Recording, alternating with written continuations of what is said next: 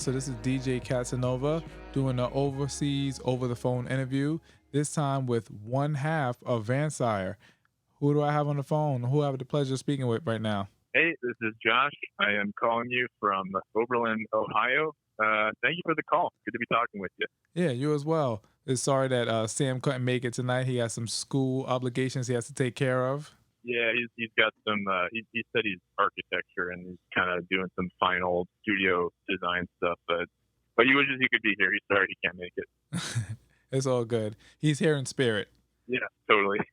I will represent his best interest as well as I can. So where are you guys from originally? Yeah, so we're from a city called Rochester, Minnesota, kind of southeastern Minnesota. If you know the state, it's like 2 hours south of Minneapolis and St. Paul, the biggest city.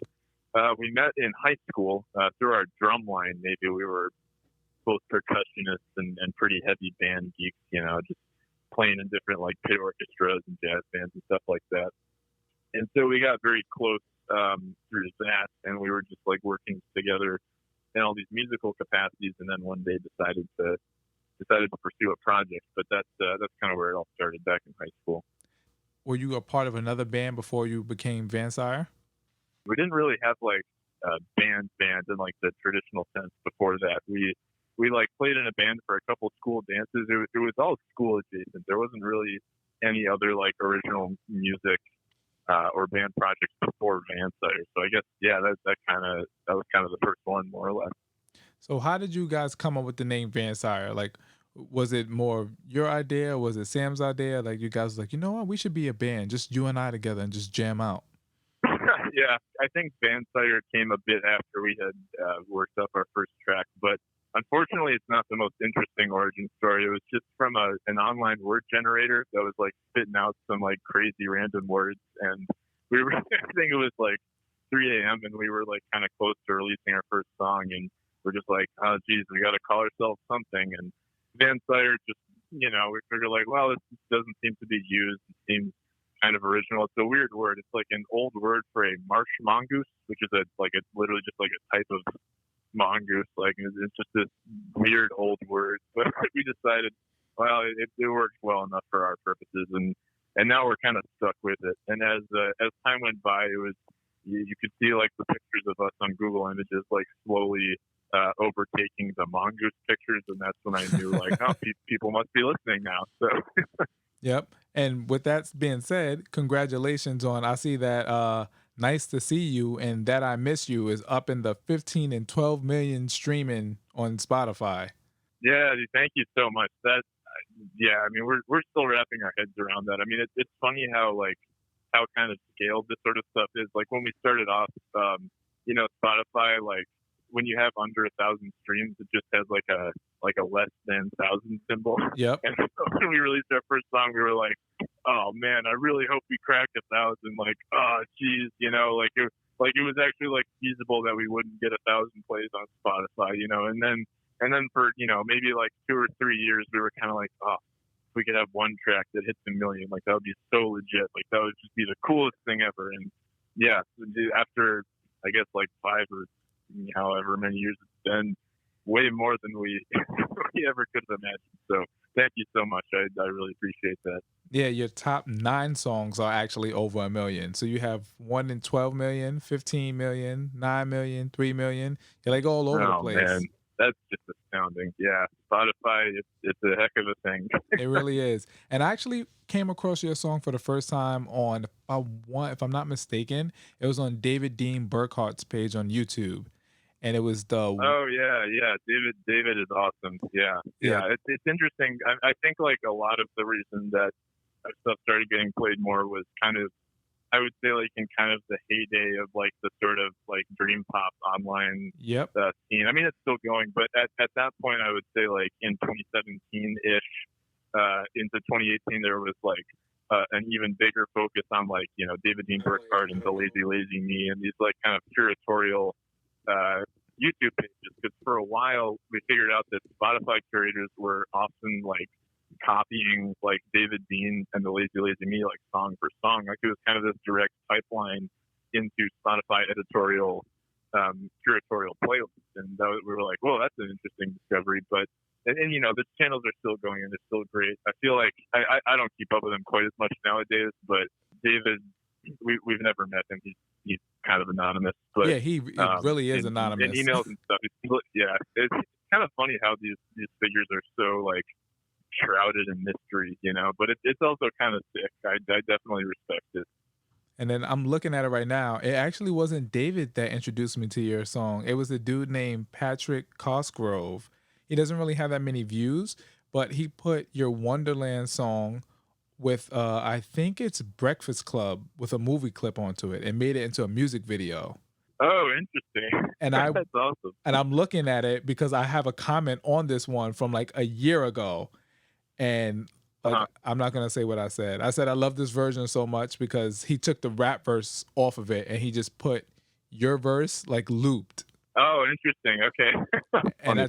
that's like literally one of my favorite things. But now listening to it over and over, I actually really like that you guys are different from that. So with the traditional indie dream pop and bedroom pop artists that are out now, it's not many that incorporate rap, but you guys seem to do that a lot, and I really dig it because it gives it a completely different sound from other artists that are out there right now. Oh, thank you. Yeah, no, I appreciate you saying that. Yeah, it was the song Starcatcher with Y- Chester Watson. yep.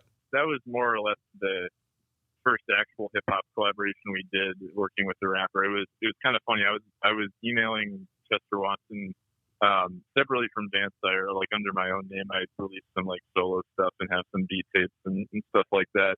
And I was trying to get him on a project of mine, and I stuck a couple of those like higher view count YouTube links to Vansire songs on the bottom to like try and appear more legitimate. I don't know. And then he got back and he kind of liked the Vansire stuff better, and he was like, "Oh, let's do like a Vansire Chester Watson thing." And then very quickly a song was born, and then from there, it's really kind of a dream come true. Just like I would just think about like just like a list of like my favorite MCs or like people who I thought might sound really good on something, just kind of reaching out to them, and that's kind of how all those Angel Youth collaborations happen, just very spontaneously, more or less. And we are incredibly lucky to have worked with all the talented features artists that we have. Yeah, and they're very appreciative of that because, like I said, again, you don't hear much rap, so it's good to bridge the gap with that. I like that. And also, a good friend of mine too, Orchid Mantis. I see you did a track with him on his "Light Is Leaving," "Where You Are." I am such a big fan of Thomas's work. He is just impeccably talented. So I was very flattered that he reached out. Did you actually meet him in person, or you guys like? No, yeah, I still haven't met him in person, but we'd been talking online for a while, and we'd been fans of each other for quite a while. So yeah, I appreciated that he reached out, and I think he dropped another EP after that one too. It was like kind of a pair on D tapes or something. Yeah, he changed it up a little bit. It was I don't know off the top of my head. I'll have to go back and look. But yeah, he's pretty good. Yeah, it was a little more low fidelity and Yep. slightly more experimental from what I recall. So kind of like both together. That was really cool. When I first started doing these interviews, he's one of the first people I actually interviewed. Him and Pleasure Plateau. My mom just bought a house in Georgia, and they invited me to their house, and I was like hanging out in their basement and just like, Oh no way! yeah. Oh, that's so cool. hmm That's awesome. He's literally like one of the Wow. first 5 people I interviewed.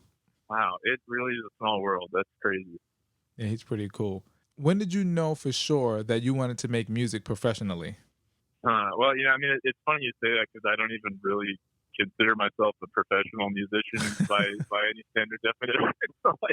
But it's very very kind of you to say that. But I mean, I think I think Sam and I were really lucky to have pretty fantastic mentors during our time in school and middle school and into high school, like our people we looked up to, like our band director, our parents who were always encouraging with music lessons, the guy I took drum lessons from who went to the Berklee College of Music, always kind of like people who could kind of say like you can like go for music, like it seems like kind of a risky jump at first, but like you might as well give it a shot. And I mean, technically, like Sam and I are both still in college, and I'm studying music, and he's not studying music, and we aren't like really planning on making Vansire like our life pursuit. I mean, the goal is to like hopefully find jobs elsewhere and just like keep doing this as long as it's fun. But I think it just like has kind of music has just kind of been omnipresent in our lives. It's just kind of something we've always been doing, and then it's just like gradually over the course of so many years now, it's kind of like ramped up to the point where we actually have a following and could play live shows. And I think it's still kind of dawning on me, honestly, that it's just like a thing we could do now. I think that this summer we're planning on just kind of hanging out in Minnesota and focusing like solely on recording new material, which I'm stoked for because we've been touring pretty heavily the last few summers and haven't had a chance to record much. So yeah, I don't know. I think it's just sort of a gradual realization, but we were lucky to, just always have music as a part of our lives growing up, and so we could just keep working on it. Yeah, that's pretty dope. Oh, so this is you brought up the fact that you guys are both still in school. So when you're on campus, do people recognize you and like, oh, you're the guy from Vansire? A couple times it has happened, yeah. It's even more funny because, like, when we started off, Vansire was just kind of this dinky little garage project, so my friends at the time knew that, and now there's like, incoming freshmen who are just like Vansire fans, which I just think is the funniest thing ever. But yeah, I've gotten recognized a couple times, which is a very flattering and uncanny experience. Honestly, you know what I think also helped for you guys to hit the numbers that you're hitting? The video for That I Miss You. You guys had like that dance, and I feel like that was pretty iconic. Oh, yeah. Like I'm surprised that didn't become like a TikTok trend, because that was like a lot of people were doing that. I've literally said that lately. I'm like, damn, dude. Like, maybe if we'd released that, like when TikTok was a big thing, it would have like been a bigger hit. Oh, 110%. I genuinely think about that because I'm like, shit. It's like TikTok is like really kind of the path to viral stardom now. It's like really astounding. Like it basically takes like one influencer to do one dance to like a 10-second snippet of your song, and then you're just like massive, Headed west now from the blighted plain. It's kind of gorgeous in a Georgic way, staring outside, watching every change. I think it's just a type of way to explain how I miss you. We've never really had like a viral moment, like it's gotten to the point where it's like a bigger project for sure, but it's not like one track just like really blew up, Yeah. So, yeah, in the back of my mind, like I'm embarrassed to admit it, but part of me is like, how do we make something that'll be big on TikTok, I mean, to be the way. It's not too late. You could always just go back and, do a TikTok of you guys like in quarantine to your own song, and then hopefully somebody will pick it up and then it'll just take off all over again. Right, exactly. Yeah, we were tossing around ideas for some sort of like quarantine video with, characteristically like low production value. We haven't really like figured anything out yet, but it's pretty funny like playing shows and people are like doing the dance. I mean, it was just like the whole concept was just like, let's just do like the dumbest looking dance in the world, but just like take it really seriously, and that's essentially just the premise of the joke. It's just like a bad joke essentially. No, it was pretty good.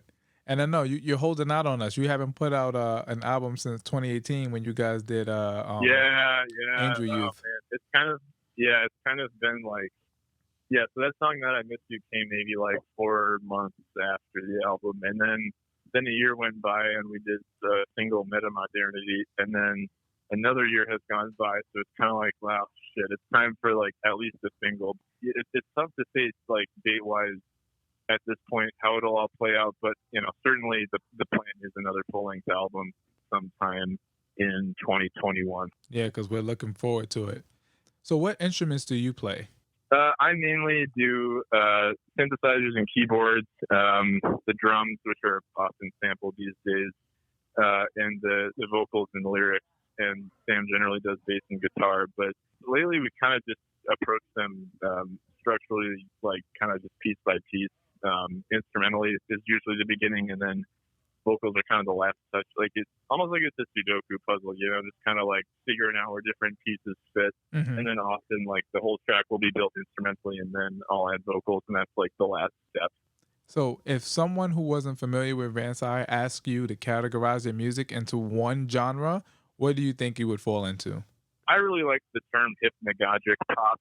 I think like Thomas Orchid Mantis uses that to describe his quite often, like music that like pop leaning music that sort of exists in this lo-fi pre-sleep state. I guess it doesn't really apply to everything we've done because we've kind of done more upbeat, dancey material lately, but that's the word that I like. And I mean, I guess dream pop kind of applies too, but we don't really make straight up dream pop, I would say. Kind of just like scattered like shit that we're interested in, It's sort of what it ends up being. Yeah, I would say like bedroom pop. But do you guys actually do it in the bedroom, or do you do it in like a garage, or do you actually go to a studio? We are in the bedroom. It's just like I feel like a large contingent of music listeners out there are just kind of like getting really tired of bedroom pop. Like that's not really. I don't like know the why term though. kind of blew up. Yeah, I don't know. I think it maybe got like too big for its own good or something. It's like I think of the trajectory of the word bedroom pop, I would compare it to like the word indie in the early 2010s, where like there was a stretch of time where like indie rock or indie pop or just the word indie itself had these connotations of like a very specific style of music and identifiable like bands and albums, but it essentially just became kind of like a convoluted term that didn't really mean a whole lot more than just a grab bag of aesthetics, indie, like what's indie music. And I feel like bedroom pop more or less kind of has become like a catch-all like caricature of just like a certain style of music and like kind of way that people dress or general aesthetic and like that's just kind of my bedroom pop theory. I mean, it's weird because like all those people are still making music, but it's just like I think things are kind of splintering in different directions, probably for the better in the long run. I mean, that's just kind of how it goes in the music scene. Yeah, and then for me, I think bedroom pop, I think people take it as a negative connotation, but if you're literally making music in your bedroom, and I feel like the reason why some people get feel maybe a little bit I don't know, insulted by saying that their music is bedroom pop, because they may feel like it's their music is that people are looking at it as if their music is less than, which is I don't think that it is. Right? Yeah. No. Yeah. Not at all. I don't think it has to be a derogatory thing at all. I'm certainly not offended, if people call it bedroom pop. I think the underlying tension is that when you think about like the main bedroom pop artists, it's just like from the get-go, not everyone was recording in their bedroom, like you have like your Rex Orange County. Rex Orange County is a good example. He has a massive label deal. He's in a studio with like a team of engineers and songwriters, and that's fine. There's nothing wrong with that for sure. But like, it's a little difficult, like from our perspective, for example, because we Vansire, are getting put on playlists next to Rex Orange County, who has like, massive budgets for videos and like studio production and all this stuff. And so it's sort of this core tension where it's like, well, how can all this be bedroom pop? It's like, does that gets away from the central point that this is just like music being produced in the bedroom. So I think that's where the term starts to like fall apart a little bit.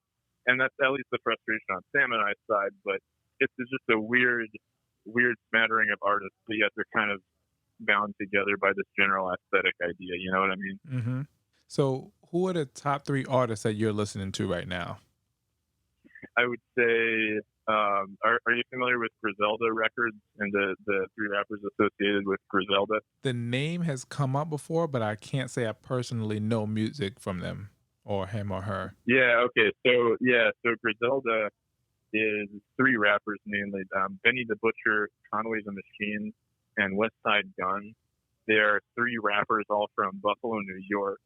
And they've kind of had, like, I think they've been releasing music since the early 2010s, but they've sort of been experiencing this, like, really impressive meteoric rise. Like, they make old school, like, grimy, hard boom bap music, like, they just fucking spit bars, but they don't, like, brand themselves on, like, bringing back the old hip hop, they're just, like, impeccably talented MCs. Rapping about their lives, and they recently got signed to Eminem's label randomly.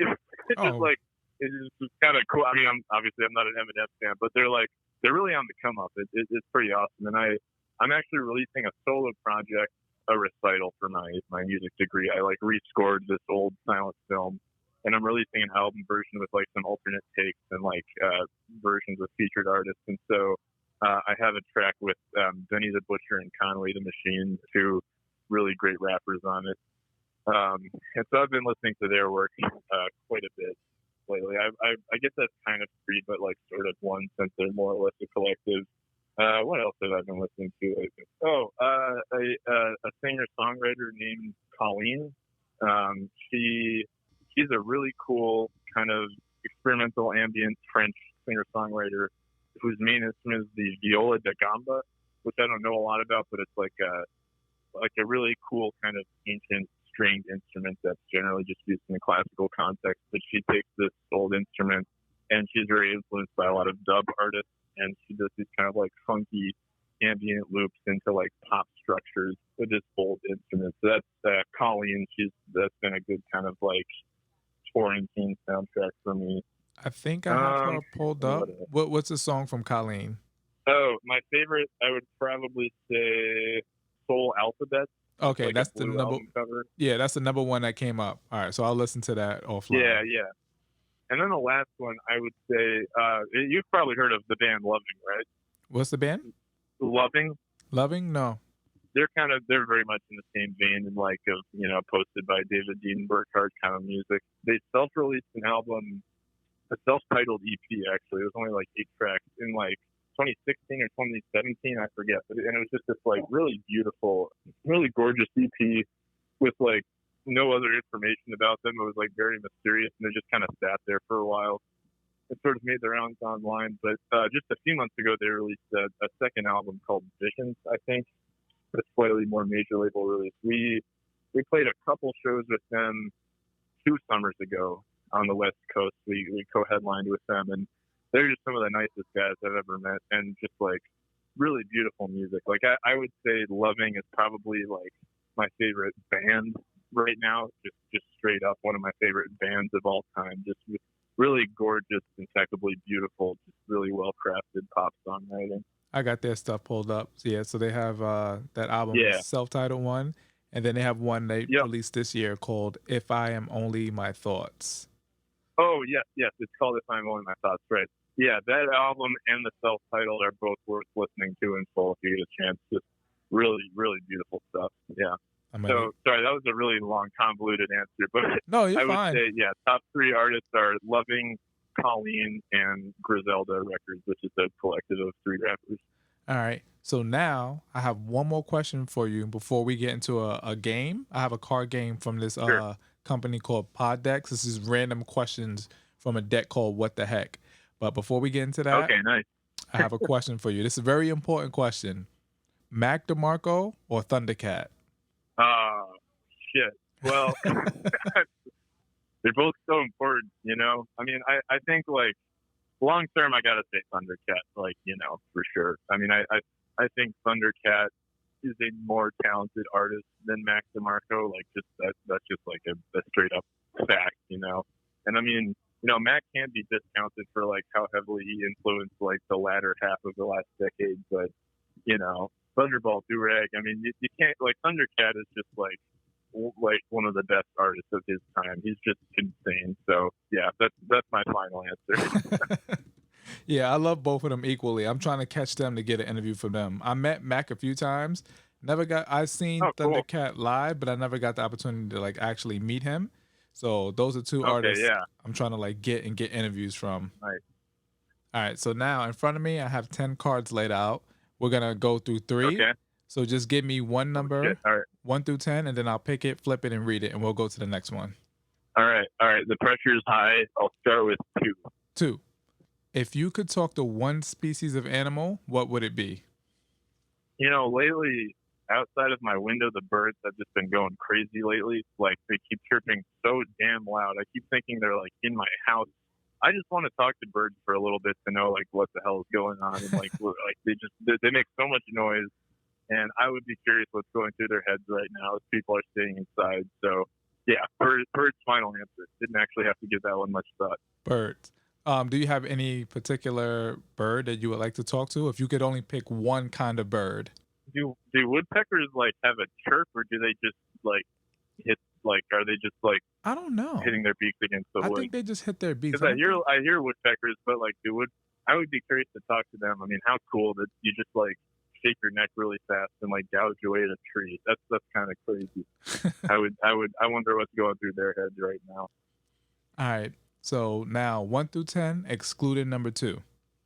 Okay, let's do 5. 5. When you were a kid, did you have any posters on your wall? If so, of what? It'd probably all be really embarrassing. I'm trying to think. At one point, like the Beatles' White Album, like originally came with just like 4 separate prints of each, like a portrait of each one of them, which is like so random. But at one point, I did that when I was in a heavy Beatles phase, like much younger. So that's probably like kind of encapsulates the kind of shit I was putting on my wall. Hey, not too bad. The Beatles is good. I actually got the opportunity to visit Abbey Road a few months back.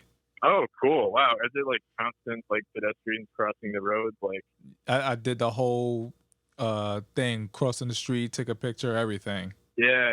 I bet English drivers just like hate that road because God, there's always going to be people like when I went like there, just never drive on that road. It was so many people, just like because people weren't really doing anything. They were just waiting for cars to drive by so they could walk across the street and have their picture taken. That's just such a hilarious, like, unexpected byproduct of, like, just decades later, there's just people fucking standing around waiting to cross the road.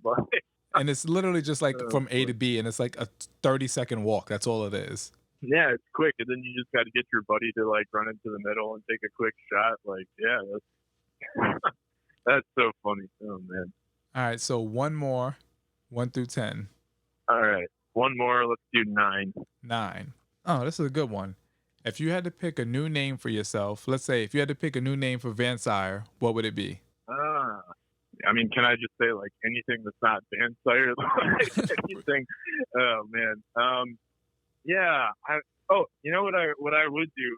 We released one track in this alternate name that I came up with once, but we would call it Canon Club. But Canon is CANON, like musical canon or like artistic canon. Gotcha. Canon Club. Which I like the alliterative quality to it. Like the first track on Angel Youth, it's like kind of an ambient thing. Mm-hmm. I'm looking at it right now too. It's like so that the second part of that track after the cassette clicks, part of it is a sample of a song we made in like 2017 that we called Two Knots Pretend by Canon Club, which is just like the name I came up with on the side.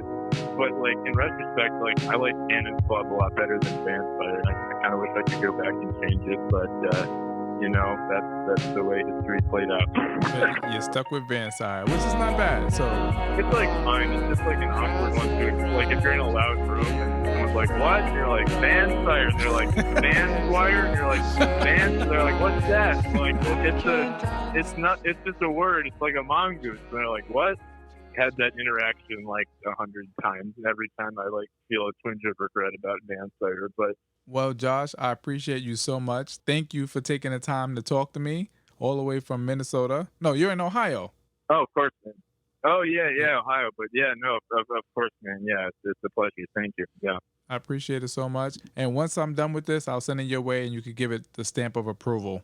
Perfect. Fantastic. And tell Sam I said hello. Yes, I will pass along a warm hello. Yeah. All right, man. Thank you. It was nice talking to you. All right. Hey, take it easy.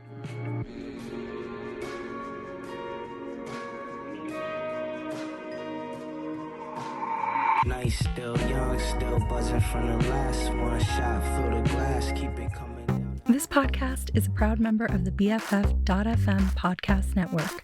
Learn more at podcast.bff.fm. BFF.FM, best frequencies forever.